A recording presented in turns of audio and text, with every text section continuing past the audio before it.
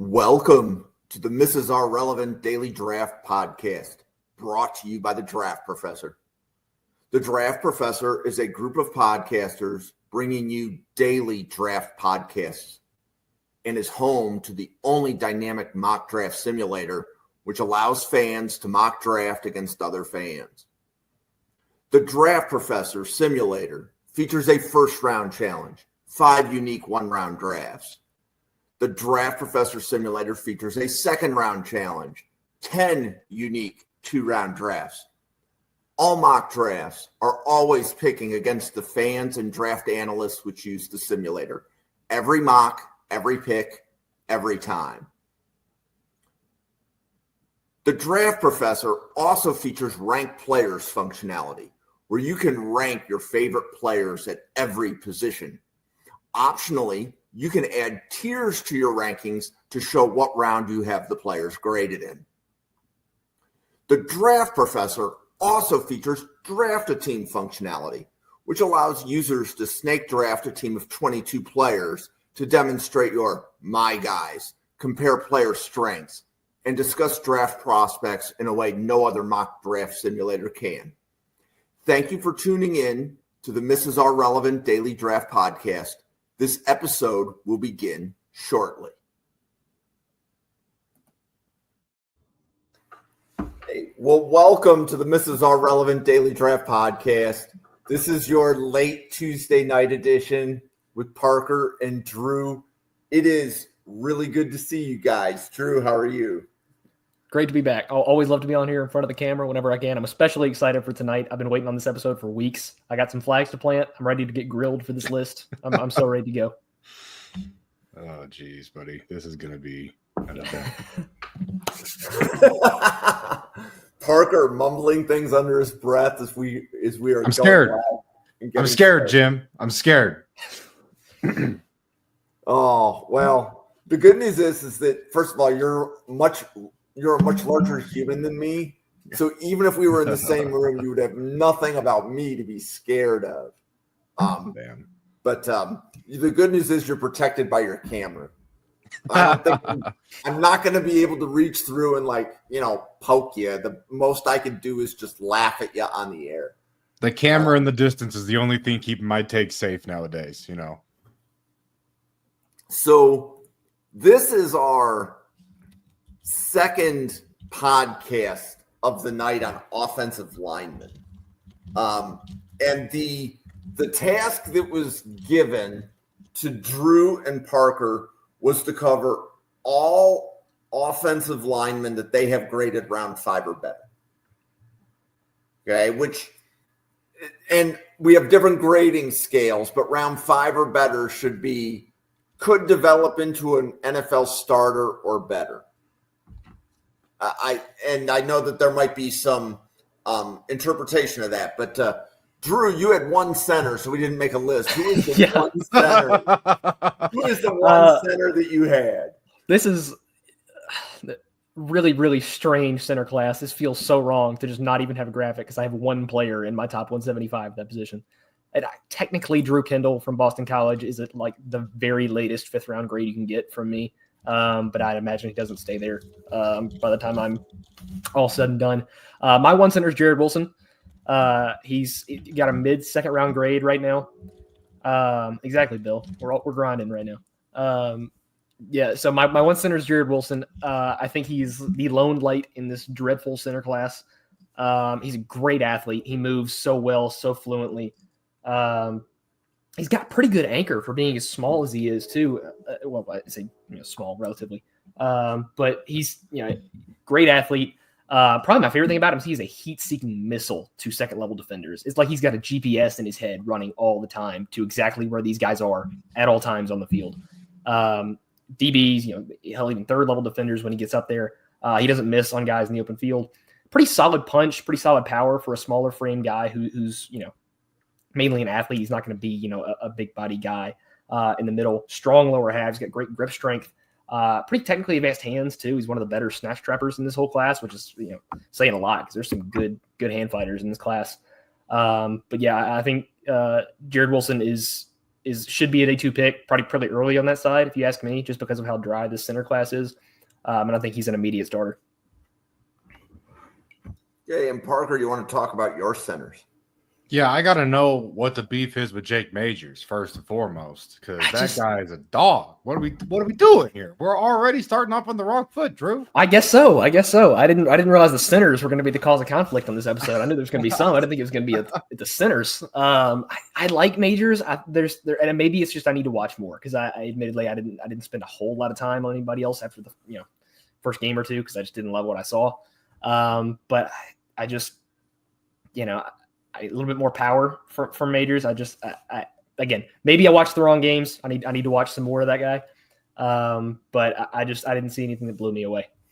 Yeah, I think as far as all of the Texas guys that are noteworthy offensive linemen in this class, as far as Banks, Majors, and Williams, I think I kind of have them more. I'm more middling on them than a lot of people. Like I'm not as low on a couple of them as a lot of people are. I'm not as high on, one or two of them as a couple of people are. I have them all kind of like squished a lot closer together on my board. And Jake Majors, I think for me, it was the consistency on film. Like he wasn't ever throwing out like big level, like flashy plays or anything crazy exciting. But I just, again, I talked about it before with your center, you want to know what you're getting from a down to down perspective. And with him, I felt like I knew what I was getting out of him. And for me, that's almost enough in a class like this to bring a guy up onto day 2, out of day 3, just because there's so much, I think, inconsistency with players in this class, and then you have that paired with guys moving positions, where I feel like Jake Majors is going to transition to the league, and he's going to be who you think he's going to be. Ceiling might be limited, but I think in a weaker center class, you're looking for the consistent guy that can have a decent floor, and that's Jake Majors for me. I agree with a lot of what you said about Jared Wilson. I think he's a really fun player. I just think he doesn't do a great job staying square. And for me, I need my center to stay square, especially in protection. He gets a little eager to jump from, assignment to assignment, especially when he's uncovered in pass protection. And that worries me. I feel like he's a guy that's a prime candidate to get, picked and stuns and miss some of these, delayed coffee house looks. And you can just struggle in those areas. But I like both the guys. I think they're both second round guys, or at least late second round guys for me. Really excited about what they put on tape, but then I have a pretty significant drop off to McLaughlin. I don't know if you want to comment on anything. As an Alabama fan, not particularly. I'm not sure I have too many nice thoughts after last season, or season before last now, I should say.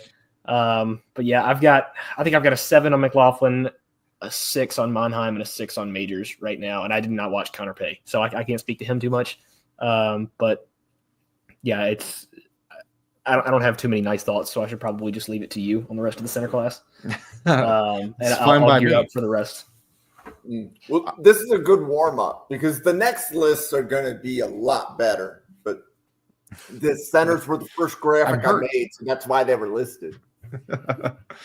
No, I think it's great, and I think the important conversation to have, I think, with the centers, and I'll talk about McLaughlin, Monheim, and Pay in a second, but there's a lot of people projecting a lot of guys to play center, and a lot of those guys I have as guards. I don't think they're going to convert well to center. I haven't seen this, like kind of like what I talked about with the Senior Bowl stuff, where I haven't seen them do center well enough when they've gotten the opportunity. Not saying they can't turn into that, but like I was talking to Drew about pre-show, I've tried to keep these guys where I feel like they fit best.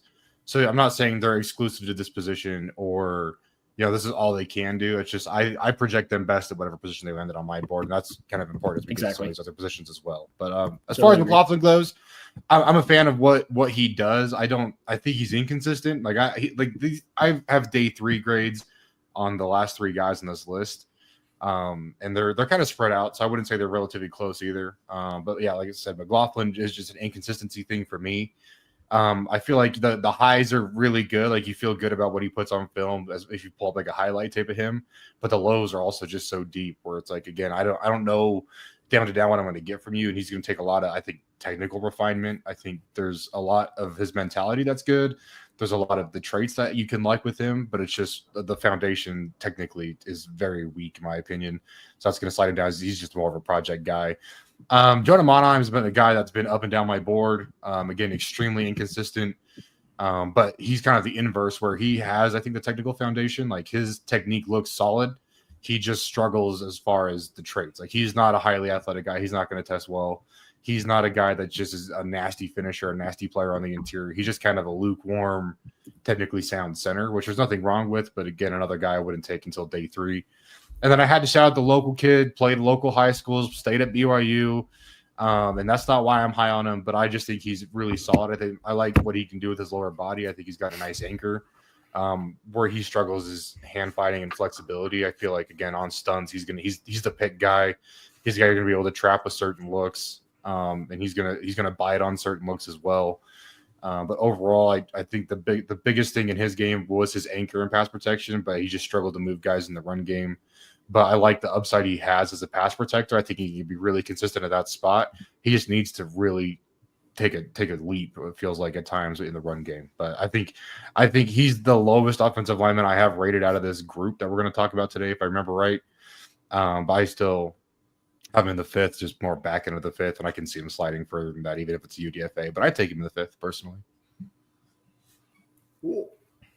And now we are going to look. Here we go. Guard list.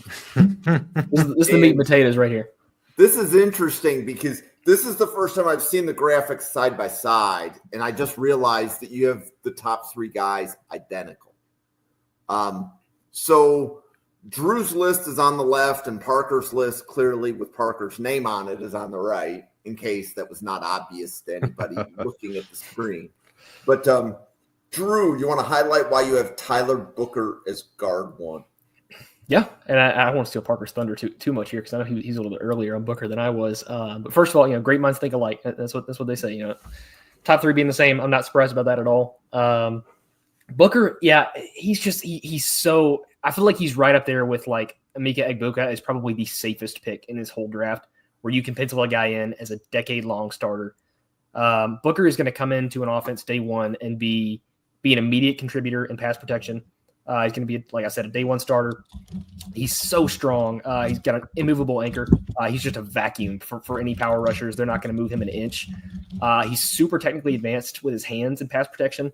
Probably the most of any guard I've watched in a long time.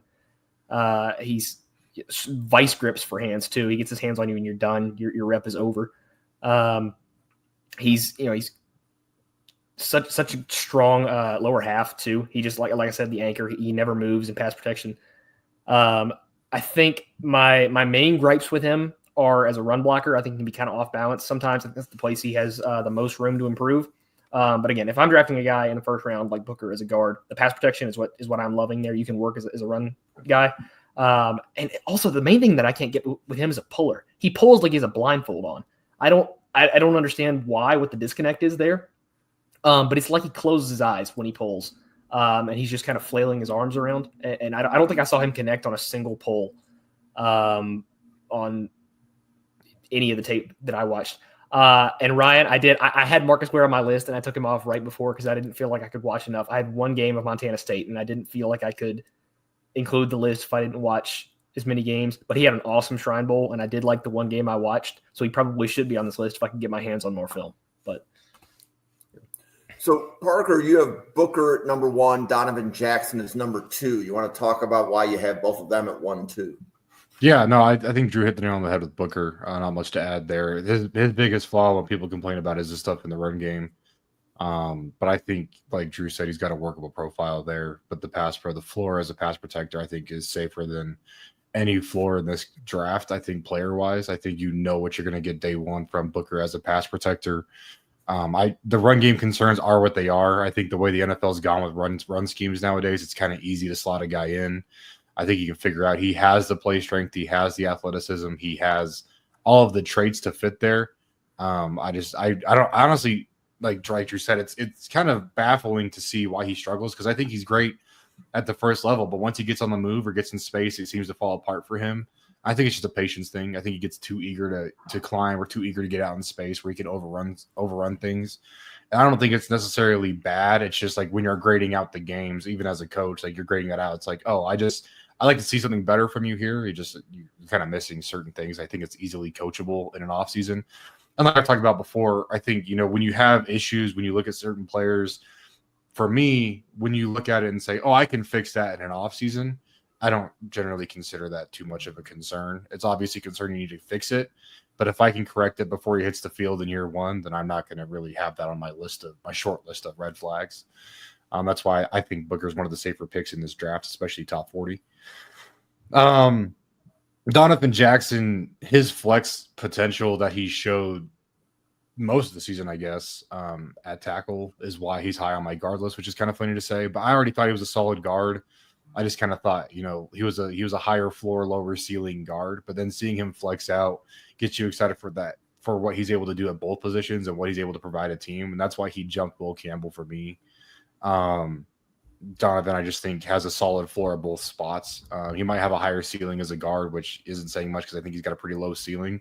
But I think he's a guy that's going to end up sticking around on a roster or at least be on teams throughout for a long time as a journeyman, because I think he'd be an invaluable, sixth man. I think he could be a swing tackle for you. I think he could be a guard tackle flex for you. He could be a swing guard for you. I really do see him as a four-position player, and I think he raised his stock a lot by having to transition out in lieu of Josh Simmons this season. So props to him. Yeah. And Drew, you want to highlight Donovan Jackson and Will Campbell? Yes, for sure. Now, was that Bill that just asked that question about us grading them on that versatility? That was, yes. So for me, I actually don't have versatility is not included in my grading scale at all. I graded him separately as a tackle and a guard, and they ended up right next to each other as late firsts at both. And the tackle tape, I have a hard time because it's you're going off of what four games, is that what it was? Like pretty much just that playoff run, but he was so incredibly clean. Are the foot speed issues there at tackle? Probably, yeah. But he was going up against RJ Oben against Notre Dame, and he was facing like NFL edges on a routine basis in these games. And he was hanging up. Give up. Yeah, he didn't give up the outside corner or the outside shoulder, barely at all. Maybe once or twice in the Tennessee game, but I thought he fared extremely well, even in spite of the foot speed concerns. He's so powerful, especially on down blocks. I think he has a bad habit of lowering his head and lunging into any contact, which is an infuriating habit of 99% of this offensive line class. I feel like I saw that in every single prospect I watched. So I'm not trying to call him specifically out on that. Everybody did it in this class. But he's so strong. Another guy that just immovable anchor. I think this is the true let him fail inside guy in this class rather than Will Campbell. I think Donovan Jackson has starting tackle potential. But even if, maybe he can't fare to NFL speed, I think you kick him inside and he's probably a better guard. I love Donovan Jackson at both positions. Will Campbell is another one of the ones I felt like I had to be so contrarian with to everybody in this draft process. And I don't understand it with Will Campbell. The talk about him at 4th overall with the Patriots seems kind of insane to me. I would never try him at tackle, first of all. I have a hard time seeing people go there. And that's not even an arm length thing. Is the arm length going to be a problem? Probably, yeah. Can I interrupt you for a minute? Yeah, for sure. It's hysterical, right? Because we had an offensive line podcast at 8:30, and they're like, Will Campbell at 4 overall. And then we have another offensive line podcast, and you guys are like, can't see Will Campbell at 4. That's a really tough one for me. And I'm not trying to take shots at anybody else. I totally respect everybody at the Draft Professor as evaluators. I'm sure that everybody has their values and their thought process. So I'd be interested to hear why they think that. But that's a tough one for me to sell. I think he's extremely limited as an athlete on top of the arm length concerns, which is a recipe for disaster at tackle. I think he's got a weaker lower half, which can be improved on, but he's got a problem there. He's a pretty solid run blocker, but I just the torque is there, but he really, really worries me. Like I said, in terms of athleticism, the punch and the grip strength is great. He's technically sound.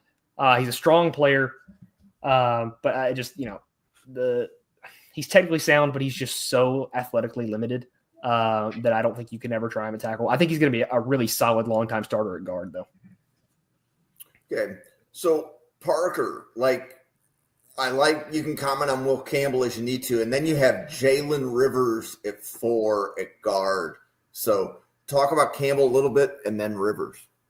Yeah, no, I'm really in the same boat with Drew. I've said it since the summer. I've never seen top 5 prospect Will Campbell film.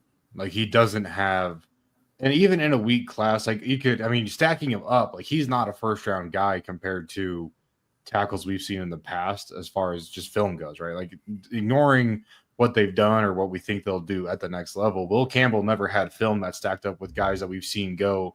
Like, just go watch Charles Cross, who's a very meh tackle in the NFL right now, and then go watch Will Campbell. And you're going to be like, oh, wow, no, this guy's the league's better.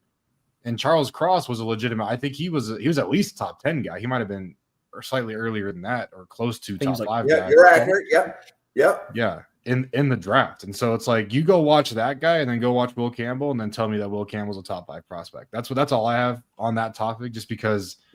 And there's other tackles in this class that I'll say the same thing with, where if you go watch other guys in previous classes, and like I do that as a primer every time I go into, my summer scouting, especially when I go in to do my rechecks in the season, when you've been watching a lot of college football. I've been watching a lot of high school football, coaching. Every time I go to do my rechecks in the fall, I spend like a day or a weekend watching some of my favorite prospects from years past, no matter how they turned out in the league.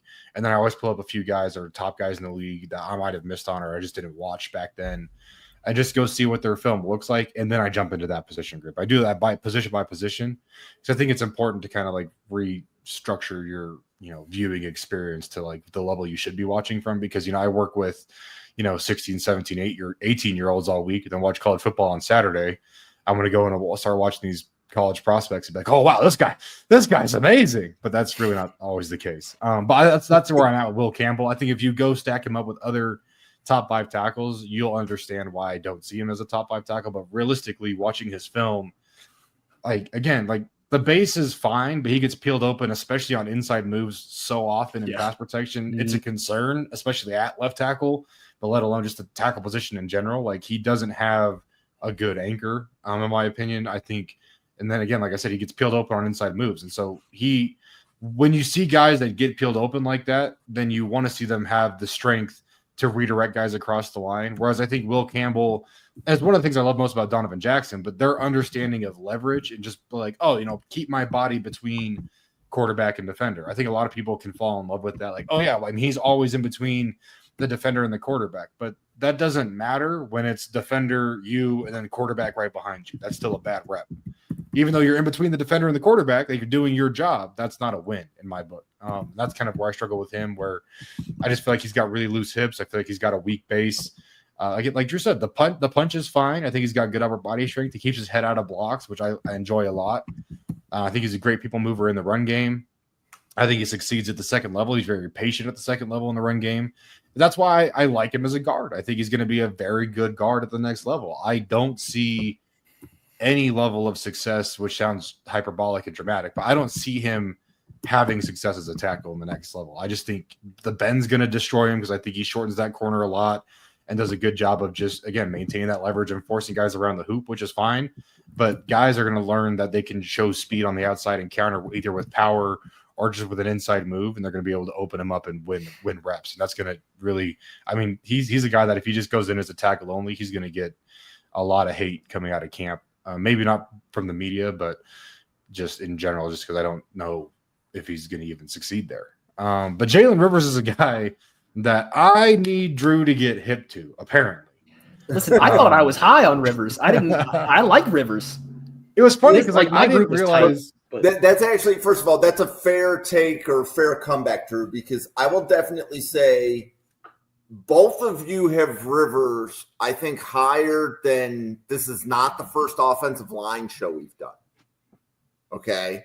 I think both of you are higher on Rivers than I've seen others. But, Parker, you've got a flag there. So, plant yeah, flag. I've been higher on Rivers than most everybody I've seen, except for Parker, I guess.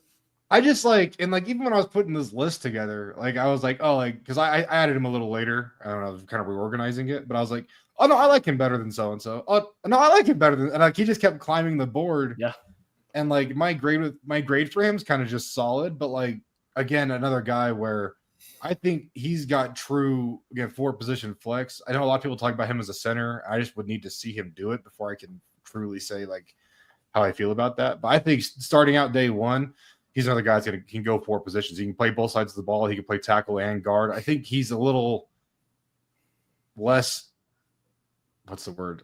He's not going to be as good of a tackle. But I think that's kind of clear by his film. Yeah. But when we bump him inside, I think you have a high level guard. The only reason he's down at 4 on my guard list and not 8 is because I just worry about his floor. I think he could really be a boom or bust type player coming into camp. I think if he gets into the league and settles in relatively early, like some of the top level guys do, or if he gets into a situation where he's able to, he might be a day one starter for a bad team, but if he gets into a situation where he's able to get to a good group with a good coach, maybe some veteran experience, I think we could see a very like kind of a Steve Avila path for him, where he becomes a day one starter, but you just see him improve week over week, and then by the end of the season, you're like, oh yeah, no, this guy was clearly one of the better prospects in the draft, though he might not come out being that guy. I think, come November, December, January, I think we're going to be fans of what he's doing. I'd love to see him land in like a San Francisco or like a Seattle. I think he's a great fit for those teams, and I think those are ideal situations for him to come in, have a significant day one impact, but then be able to grow throughout the course of an offseason and a season. I just really, again, worried about that floor, but his ceiling might be one of the highest of this guard class, just because, again, the flexibility is great,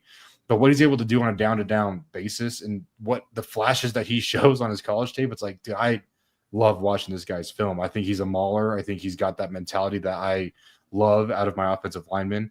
I think he's got ways to go on certain technical things in his game, but overall, I like what he brings, and I think he's going to be able to get in with an NFL coach and even an offseason trainer and really clean up a lot of his game and show that he could be a very solid prospect at the next level. Hey, and Drew, you've got Gray Zabel as your 4th guard. So what do you like about Zabel? Yeah, and as far as Rivers too, like that, he's pretty much interchangeable with those LSU guys, so he could end up even higher. But yeah, I thought I was low on Zabel too. I'm not nearly as low on Zabel as Parker is. But Zabel, I don't see the first round player that everybody immediately jumped to post Senior Bowl. I think my main gripe with him is he plays standing straight as a board. There's 0 pad level with Zabel. The minute he gets in against a 6'2" NFL defensive tackle, they're going to put a hole through his chest and they're going to get underneath him, and he's going to end up in his quarterback's lap. He's got to fix the pad level. He's strong as hell. I mean, I'll give him that. He's strong as an ox. The hands are strong. He's got technically pretty good hand fighter. I mean, he's got one of the better snatch straps in this class. But he's a hugger too, which another thing that is all over this class, and it pisses me off. His hands are so wide. They're so far outside. He's got late hands. He walks that tightrope between late and patient hands. And I lean more towards late. And that's part of why he ends up as a hugger, just because he lets guys into his frame. And he's got a good anchor, but you're testing that a lot when you're going to let guys routinely into your frame. And NFL guys are a lot better than who he was playing at North Dakota State. So if you let an NFL like a Jared Verse into your frame, doesn't matter how good an anchor is, if you just let him get a free rush into your chest, it's going to end poorly. He's a strong mover in the run game. I think there's at least a floor there as a run defender because he's so strong lower body. I have a hard time projecting him to center. I don't really see that like a lot of people do. I've got a late second on Zabel. I'm not super high on him. I think he's got a lot of things to fix before he can be a solid contributor, especially in pass protection. I think most of his issues come in pass pro, and he can be kind of a liability there at times. But I think he's one of the few true guard molds in this class that fits better, which is ironic because he played tackle. That's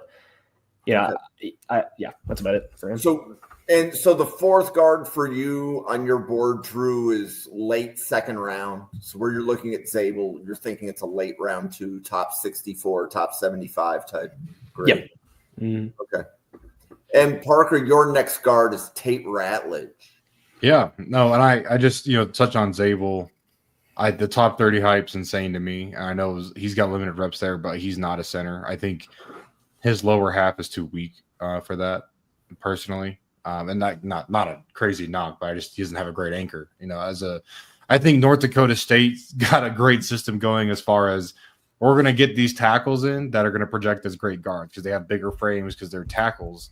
But they're not the best pass protectors. They're not asked to pass protect, so it takes a long time. Speaking from experience as a Bengals fan, it takes a while for North Dakota State offensive linemen to these tackles to convert into good pass protectors, even on the interior. But you're going to see these guards come in that are great, run blockers. They do a good job at the second level, but they just have, they have the late hands. They drop their heads. They play very tall. Like they all have the same deficiencies coming in, and they all have the same projection coming in. It's just about what the ceiling is as far as their draft stock. And so I think Drew did a great job talking about Zabel. I just had to get in. The top 30 hype's insane. Saying that he is going to play center day one for a team, I think, is also insane. Moving tackle to center is a huge leap. Moving from FCS football to the NFL is a huge leap. If you put him at center day one and leave him there, you're going to have a really rough 2 years, in my opinion, with that player. Not that he can't do it. Like I definitely think that he can. Anybody can at that level, as far as the NFL goes. But just you're going to really struggle for a couple of years. But Tate Ratledge, I think, is my player who embodies this guard class, whether it's tackles flexing in, the true guards, like whoever you have on this list. Because I think he's a very good athlete. I think he tests well this week. We'll obviously see. I think he's there. I would assume he's there. But he's a great mover. I think he's built for a wide zone scheme. He's got kind of not the strongest punch. And like Drew said, he ducks his head a lot, but he's able to cut guys off, win the leverage battle. I think he does the same thing at the second level and out in space. Same issues, though, as, again, the majority of this class, where he's going to overrun stuff in space. He's going to get to the second level and misjudge where linebackers are going to be. He's going to have those small deficiencies in his game, but overall, you like the clay that I feel like he is as far as what you're able to work with at the next level. I think he could even be a guy you could train to be a flex center. Obviously not a starting center, but I think you have him as like your 6th, 7th, 8th guy that's on your bench every Sunday. He's going to be a guy that could be a multi-positional guy for you after some time, just because I think he has the athletic ceiling. Now he's got to learn how to. There's flashes on his film of some really fun natural play strength, but he doesn't know how to harness that. It feels like he's got it, but he tries to be more athlete than brute, I think, a lot of times, and that's what gets him into trouble.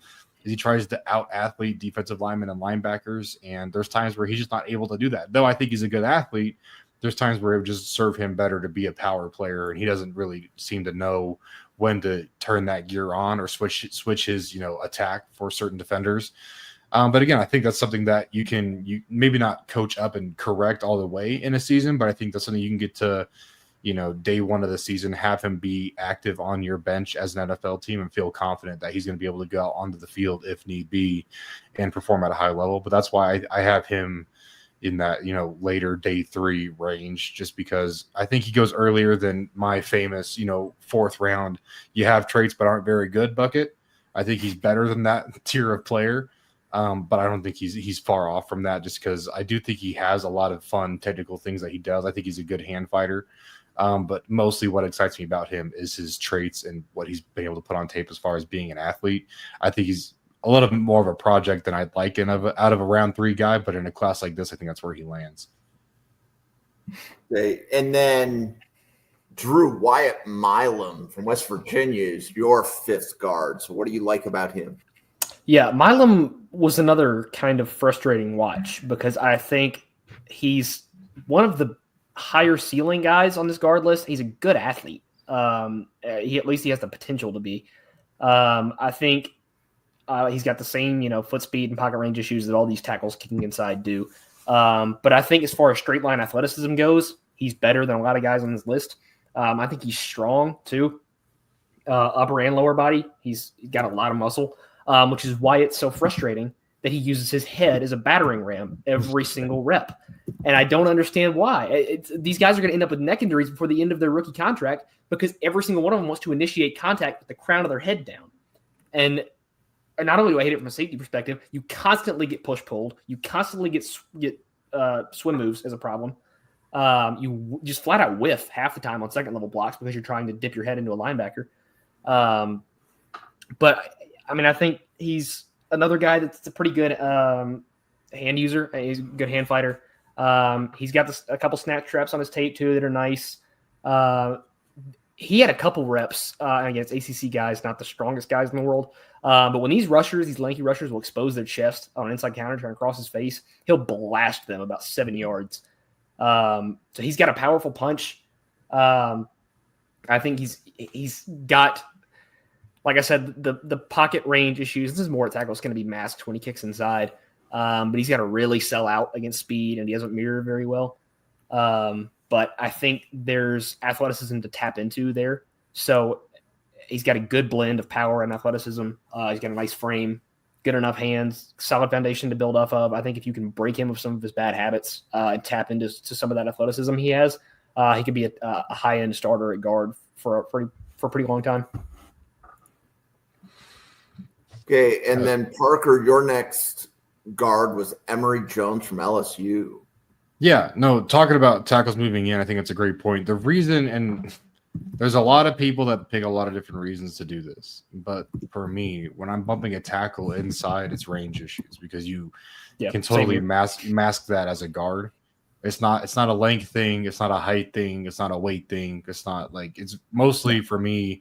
It's an athleticism thing or a range issue, and those 100%. Can go hand in hand or can be separately. Because if you have short arms and are a limited athlete, you're going to have range issues. If you have long arms but are a limited athlete, you might have less range issues. But if your feet can't get there, you're just a holding liability now. So I only move those guys inside. I'm not opposed to having a guard with longer arms. I think that's awesome if you can use them the right way.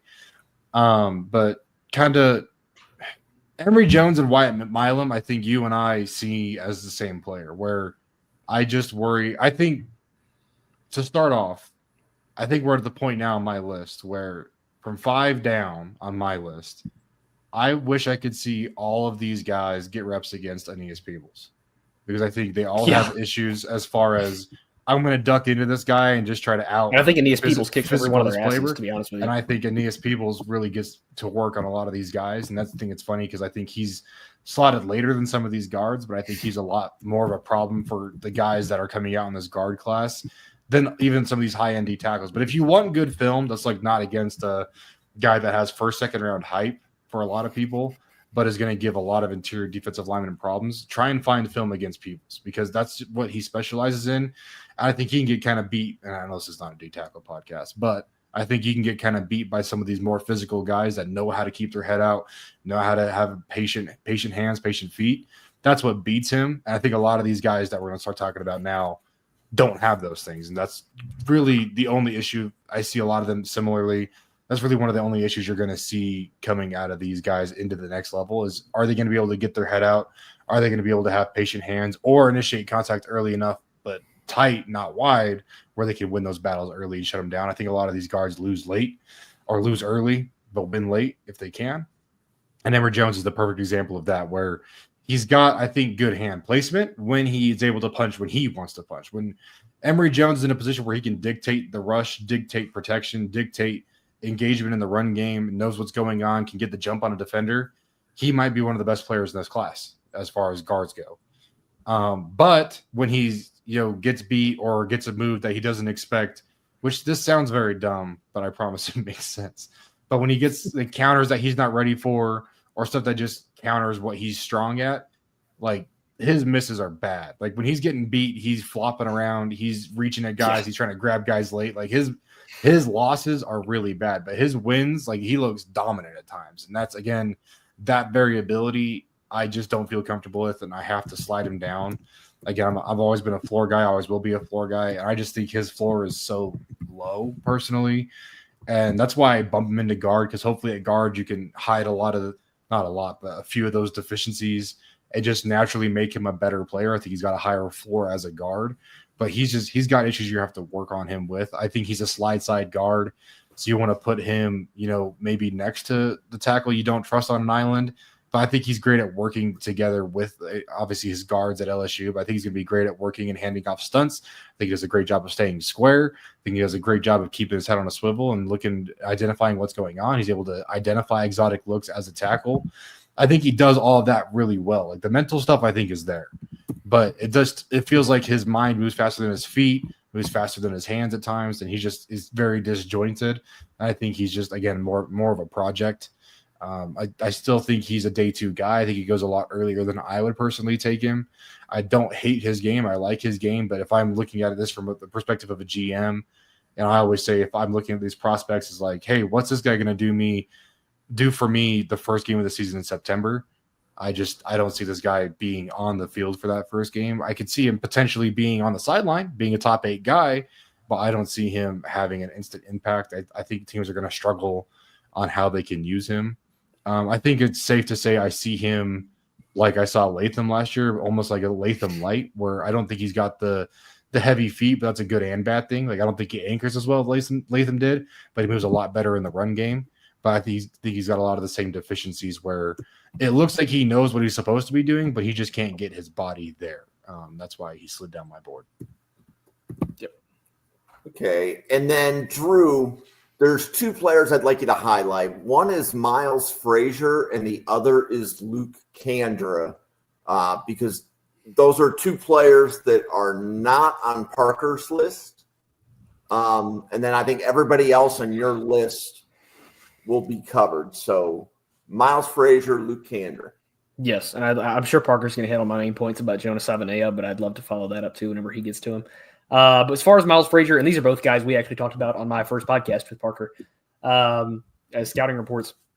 Miles Frazier is he's actually honestly the guy that I'm hoping the Titans go for the most at the beginning of day 3, because I think when you watch him, the thing that jumps out most is consistency. You get the same Miles Frazier on every rep of every game all the time. His short area burst is crazy for a guy that's not really, athleticism is not really his game. He's not one of those like Steve Avila, like you mentioned earlier, type guards where you're just a pure mover, which is typically the type I go for. But Miles Frazier, he's a solid athlete. He's super strong. Like I said, super consistent. He's got technically sound hands.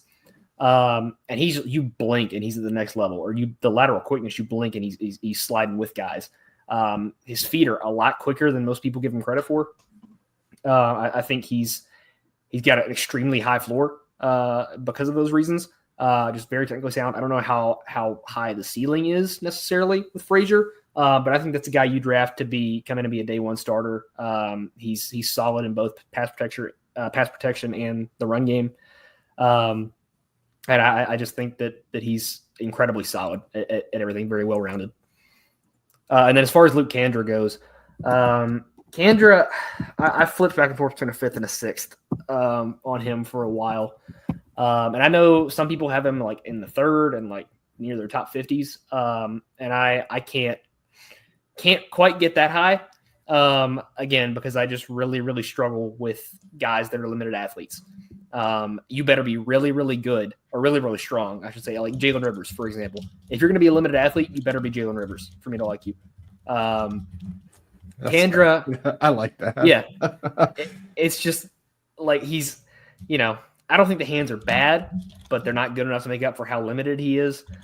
He's strong as hell. If he gets a hand on you, you're probably shut down. Big mover in the run game, a lot of anchor.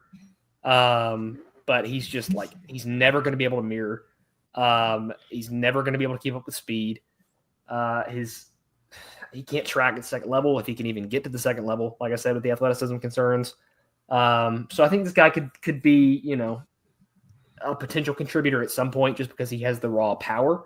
But I just really, really struggle to see a path where he can keep up with NFL speed at any point. And then, Parker, you've got Savaiinaea and Ursary. You are higher on Savaiinaea than Drew. And then you also have Ursary on your guard list. And you want to talk about a bone to pick with Savaiinaea, tell you what. Jonas Savaiinaea out of Arizona. Play tackle. I think he's a guard. I think, again, it's really mostly range issues for me. I think he plays a great pad level. I think he's another very high floor guy, but he might have one of the lowest ceilings of this group that we're looking at on my list personally, purely because I think he's going to be who he is right now, day one for you in the NFL, but I think he's going to be the same player in 3 years. I don't see him really developing more out of what he's already doing. I think he feels very capped when you watch his game. There's small nuances in his game that you could correct, but I think he does a lot of the things well. They see a lot of prospects, offensive line prospects, come out and struggle with, and they have to correct over their first few years. And that's, for me, what increases the ceiling, where it's like, oh, these are basic issues that you can correct. I don't think Savaiinaea has a lot of glaring issues in his game, but then it's like, oh, well, why is he your guard 7 then? Because I just don't think he's got a lot of ways to go. I think he's just kind of capped out. I think he's tapped out. I don't know what more you can add to his game outside of trying to make him a little more athletic. I think he's a fine mover. I just think the way he's built and the way he plays, he's just going to be a guy that's got a solid anchor for you. He's able to get to the next level, but you're not going to want to really throw him out on perimeter screens. I don't think he moves that well. I don't think he tracks that well on the perimeter. But as a run blocker, I think he's a very solid player. I think he can flex at the tackle for you. I think he's just one of those guys that's going to be on your bench. And I have him in the 4th rounder because I think I do like his profile. I like the traits. I think he's going to test well. I think he's a very naturally strong player. I think he's very technically refined. I just don't know if he's going to be much better than what he is today, by the end of his rookie deal. And that's why he slides into the 4th round for me, because I don't think he's a guy I'd hate to have on my team. I just don't think he's a guy I'd like to invest day 1 or 2 capital on, because I just don't really see him developing. So that's why he slid for me. I like what he's got going on, but I'm sure Drew's going to hit on it because I think he puts those things a little bit better than I do. But the issues that he has, I just don't see him correcting greatly. I don't see them really changing for him. I think it's just they come with the style of football that he plays. Yeah, and as far as Savainea, is that how you say it? I want to Savainea. Okay, there we go.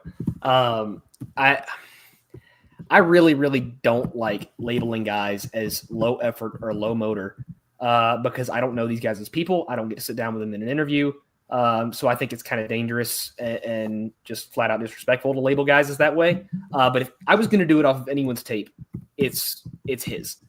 In a class full of guys who don't finish their run blocks, which, again, another issue that really, really irks me and plagues this class, he takes the cake by a mile. He'll just flat out quit almost at the engagement point, along with his feet. His feet go dead at contact.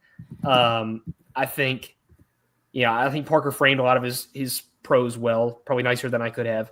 But I think he's just such a limited athlete, and I think that the reason he knocked down the farthest for me is just the flat out effort in the run blocking. I've never seen a player fail to sustain run blocks at a level like Savainea does. It's really, really hard for me to get past.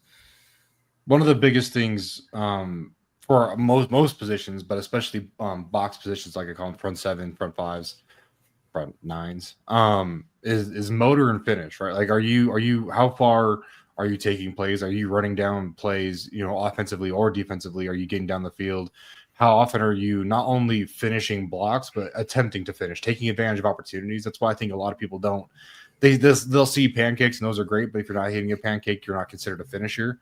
But I watch guys, and I'm trying to see, like, when a defender puts themselves in a position to, be knocked down, are you at least attempting? Are you trying to torque? Are you trying to run your feet through that? Are you trying to get that? You might not succeed every time, but are you looking for that finish every single rep?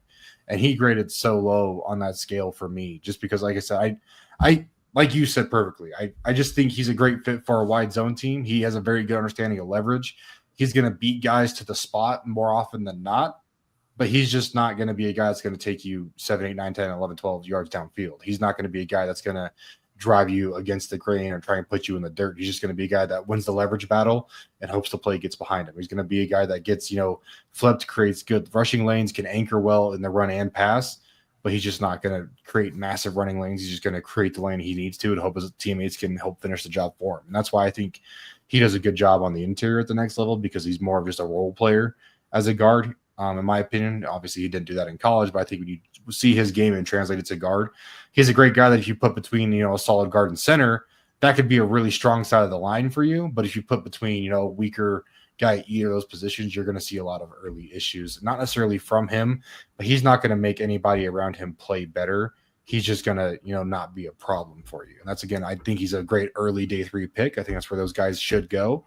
I don't think he's going to improve the level of anyone's offensive line room, floor or ceiling wise. He's just a guy that's going to be in there. If you need a guard, go get him. And do you want to talk about Ursary as a guard?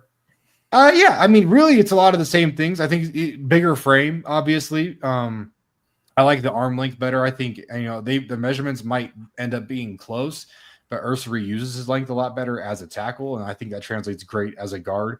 And again, like I said earlier, this isn't necessarily a list of guys I think are guard only. I think Ursary has, guard, tackle, flex. I think he could play either one day 1 for a team that needs a guy at either position. I think he's a guy you can feel comfortable being on the field year 1. But the floor, like if he gets into your organization, and just I think he's got very easy early bust potential. Like I think you get into camp and be like, whoa, what do we have with this guy? But I think you could do that either way. I think you could come into camp and really blow the doors off, or I think you come into camp and be like, man, this is a guy we're gonna have to, try and work on for 2 or 3 years, but I don't know if we're gonna get to a second contract with this guy. Like I think that's truly his floor, but his ceiling's also a day one starter. That ends up being a long-term starter for a team. And so I think that again, that variability just really scares me. There's a lot of things about his game that I really do like. Again, the way he plays with length. I think he's a better athlete than Sava Inea. I just worry about leverage. I think he plays a little tall. I don't think he has a great understanding of leverage like I've talked about with some other players. I think there's a lot of times where it feels like he's focused on his one-on-one matchup with a guy and kind of loses the concept that he's running, the scheme that he's running. I think he ends up getting ran into a lot by running backs. He ends up trying to pass guys off when there's no one to really pick that up. Like there's just kind of a lot of weird nuances in his game where it's just like, do you know what's going on? Or is this just kind of like you're just kind of focused on your matchup and then, oh, I think I have help here, but you don't know that you do. And that kind of gets him into trouble at times. Like seeing him work on an island gets you really excited for what he can do in general as an offensive lineman. But then seeing him coordinate, whether it's in a run block situation or picking up stunts, blitzes, handling, being on the man side of, pass protection. There's just a lot of weird things that happen on his film that they kind of make you tilt your head and be like, well, you're a good player, but like, why are you doing that? And so maybe, again, he could get in with a good O-line coach and be a great day one guy for you, or he could get in and just be like, dude, what's going on with you today? But it's like every day. So, okay. So at that point, we've covered the guards. Let's pause before we do the tackles. So Parker and Drew are among 42 people that podcast on occasion at the Draft Professor. Drew, you want to introduce yourself and let everybody know who you are and how they can find you? Yeah, for sure. My name's Drew. We're at Iron City Film on Twitter or X, which is where I post pretty much everything, all my scouting reports, a lot of cut-ups. I've been pumping out O-line cut-ups as I've been watching these guys. Had a lot of scouting reports off on those guys. That's pretty much where I do everything. I'll do some film breakdowns on Dynasty Trading Room or Fantasy Trading Room sometimes, but most of my stuff's mainly just on my Twitter and here at the Draft Professor. Every Tuesday night with Parker or whenever there's an open slide, I try to slide in there like I did with tight ends last week. Or whenever we do the mock drafts on Fridays, the 32 GM mock drafts, which are a ton of fun. Love to get involved with those. I'm always drafting for the Titans in there and whatever teams need a GM. So those are fun. Love to have any of you guys that want to participate in those. Always love to have new faces in there. But yeah, do most of my stuff just on my Twitter at Iron City Film or here. Cool. And Parker. Yeah, relatively similar. I do a lot of draft content, hopefully. I also talk about the Bengals probably more than I should at times, just, my favorite team. But go find me at Parker Blake 60 on X. That's where I'll post everything. Feel free to subscribe to me there. I do a lot of my in-season and summer scouting stuff all goes to my subscribers. I don't release a lot of that stuff early out just to my regular timeline. It's for my subscribers because I try and keep a lot of my hot takes, especially early on, more private. So if you want to go yell at me about some really bad takes in July, August, September, go subscribe to me on X because you'll see a lot of that stuff pop out. But yeah, everything I do, I post there. I dabble in the YouTube stuff. I dabble in TikTok, but I try and post everything there, the links there to direct people there. Once I kind of get everything ironed out, I'll have everything available everywhere and I'll have all those, tags. But right now, go to my X. That's the stuff that I actually feel confident in. And I'm not still trying to figure out. That's where I post a lot of just my takes during, it's combine week. So I'll be following along, I'll be watching the combine, especially when the O-line goes on, I believe it's Sunday. I'll be talking about what I think, how the drills are going, what I think people should be watching for in specific drills. I tried last year, every time they transition drills, especially for the O-line guys, I talked about hey, watch this drill, but don't just watch for the generic stuff. This is what you should be watching for. These are kind of the points to take away from this on-field drill. And then obviously we'll talk about, measurements and metrics and testing, even though I have certain feelings about that you'll be very well aware of if you just go to my X account. So just go follow me there. I'll post everything there for y'all. So awesome. I love having both of you guys on the channel. we started together a little bit late, right? Because we didn't like Drew. We met you at the Senior Bowl, or I met you at the Senior Bowl. Mm-hmm. Parker was at the Senior Bowl, and then you met Parker. I met Parker at immediate. Then you realized, yeah, we were on the field. So no, this is definitely becoming you guys are a really good team. So I want to remind the audience, this channel has daily draft content. This is our second podcast today. So we usually have a podcast at about 7 and 9. Now Parker is closer to the left coast, so this one starts at 10. But generally speaking, we have 2 podcasts every day, 7 and 9. And then on Tuesdays, we just kind of skew that because of time zones. Daily draft content. And as Drew pointed out, every Friday we have a 32 GM mock. So we have fans of 32 teams coming in, and everybody's drafting against you're basically drafting against the field. So you tend to learn way more in a 32 GM mock than you will on a simulator, because it's never perfect as far as like what somebody's board is or how somebody perceives team needs. So you can learn a lot showing up on a Friday, and then you also get really good entertainment like Bill Carroll. Oh yeah, Bill's awesome. So I don't know, Parker, were you watching last Friday? I'm not typically able to watch the mocks. I work Friday nights, unfortunately. Or I'd love to be involved. Also, I have to say, not to interject myself here, but I'm realizing I talked about pre-show that I definitely missed guys, and I just found 2 guys that I think I made. Tim. I made Jim move guys in the simulator. I didn't put them on my guard list, but Drew's 5 and 6. I definitely have as guards. And didn't. I think I missed Charles Grant as well on this list, but I don't really want to talk about him anyway. So, so that's fair. This is I'm highly amused because this is our second offensive line show today. So the one that we did at 8:30 was offensive line, and you guys already have your guard lists were different. I can now see that your tackle lists are different. This is going to be a lot of fun. So, Drew, your top 2 tackles are Simmons and M'Boue. What do you like about them that you have them at 1-2? Yeah, so this actually ended up a lot closer than I thought it would be. I didn't think M'Boue was going to grade nearly as close to Simmons. I thought he was going to be kind of alone at the top, but it was a lot closer than I thought. I liked M'Boue way more than I thought I would. But Simmons, yeah, he's everything we talked about on our tackle episode. He's such an explosive and fluid athlete. Again, I really hope the knee is not anything lingering and damaging and serious, that he can still return to form as that explosive athlete we saw at Ohio State. I think my one big knock with him is just the outside hand placement. If he can tighten up that hand placement and stop letting guys into his frame so easily, I think that's the one knock I have on him. But like I said, such a great mover. He's a great tracker in space. He tracks second and third level defenders super easily. He's got a really, really solid anchor, even though he's playing at 297 pounds is the playing weight that I've seen the most. So he's you would think, looking at his frame, maybe some play strength issues, but I don't think so at all. He's a mauler in the run game. Didn't really lose to power ever. He's got an accurate punch, well-timed. I wish there was a little bit more pop, but like I said, he's playing kind of light, not a ton of pop in his hands.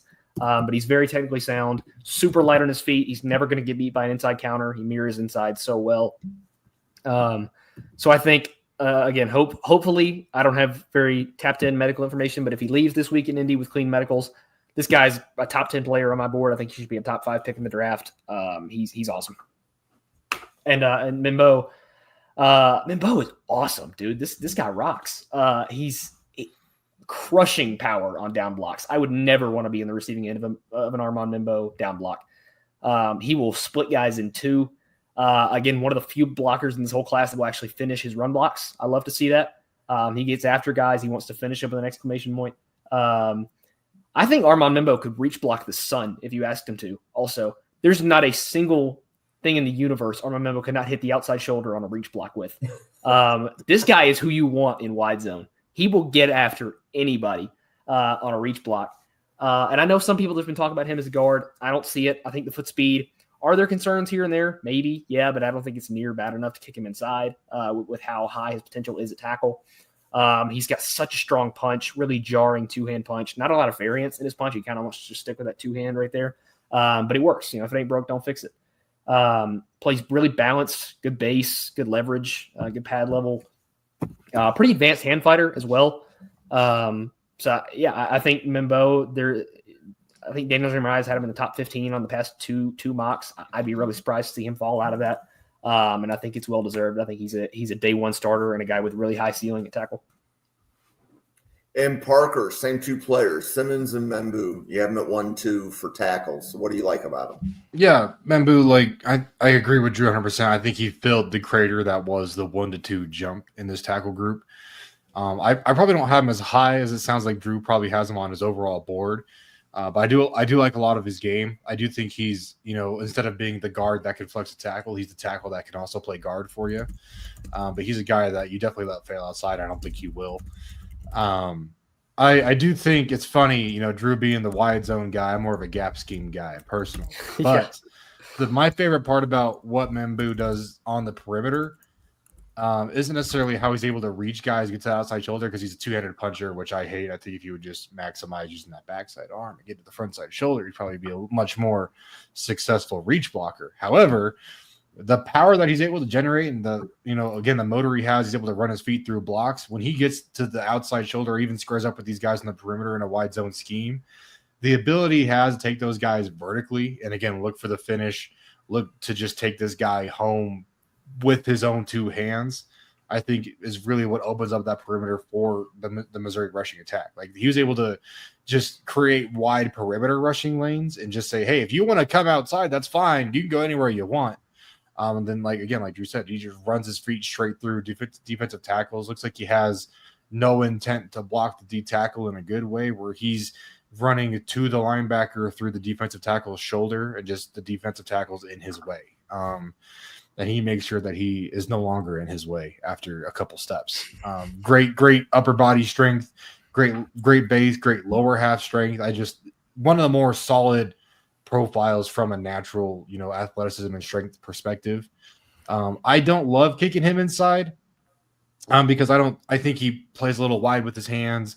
I think he can get a little grabby on the outside of shoulders at times, which isn't necessarily too bad as long as he keeps his feet moving, which he does a great job of doing. I just think he can get a little grabby, try and reach at guys, try and bring them closer to his frame, try and use that length in all the wrong ways that I always like to tell my players. But I think his floor is very high. I think his ceiling is very high.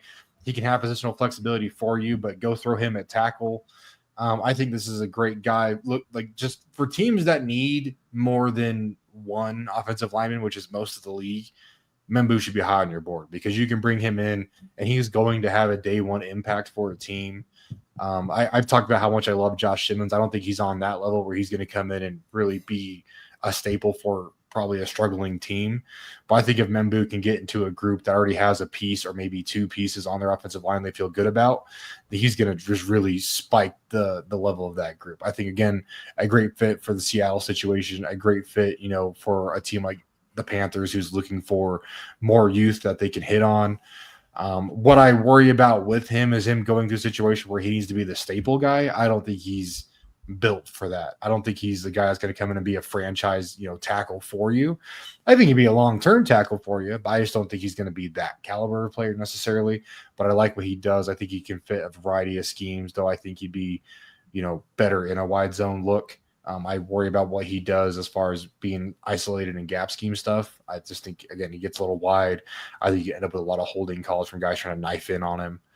But just overall, a great prospect. Again, he bridged the gap, but he didn't eliminate the gap from 1 to 2. But he did a good job of jumping up that list for me. I watched him a lot later. I talked to Drew about that. I got to him late in my film study, and he flew up the board for me. Fantastic. So, Drew, your next two are Josh Conerly and Anthony Belton. So talk about why you have them at 3 and 4. For sure. And back to the 32 GM mock drafts, you can tune in every Friday to see me take Josh Conerly at 35 every single week because I think I've done it for the past 3 weeks because they keep letting him fall there. I got to hear what Parker's doing with the Johnny Cornelius at number 3. We didn't talk about this pre-show. That's going to be a tough pill for me to swallow. Parker's going to have to do some 7 on me for that one. But to talk about the other Oregon tackle, Connor Lee, he's been one of the first guys I watched in this class. He's been one of my guys from that point on. Been one of my favorite guys through this whole process. I love the fast, quick, twitchy, athletic tackles, and that's exactly what Connor Lee is. Guy that moves like a tight end.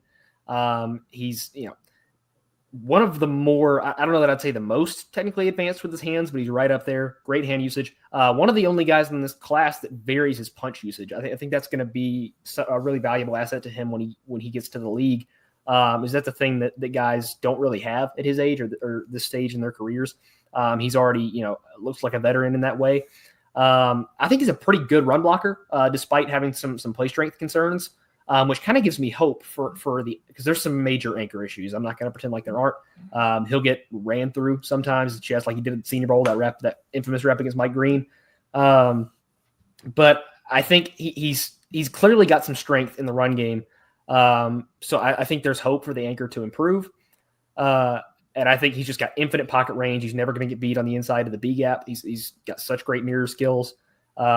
He's an early second for me, about as early as you can get in the second. And I think he's going to be a guy that has a fluid transition to the league. Oh, and Belton too. I keep forgetting to do back-to-back. Anthony Belton's another guy that I've loved throughout this whole process. He's got such a mean streak. And you kind of see it on the penalties. There's some issues. Oh, you go right ahead. I checked that the episode is not for kids on YouTube. So yeah. But Belton, yeah, he's probably the strongest in this whole class. He can punch a hole through concrete. It's just like he's going to put a hole through somebody's chest. He's a great mover for how big he is too. He's going to get to his spot. He's got some major balance issues, which I don't like. Typically that gets me off of guys, but I like the rest of Belton enough to deal with it. So strong, immovable anchor. The foot speed is not great, but I think he's a good enough raw athlete that can be worked with. And he can get to speed. He has to overset for it. Like he's going to have to fully extend for speed, and he's not going to have the mirror to get back inside if a rusher crosses his face. But again, it's like Mimbo. I don't think it's bad enough to kick him inside. He's just got so much raw power in that frame, so much strength.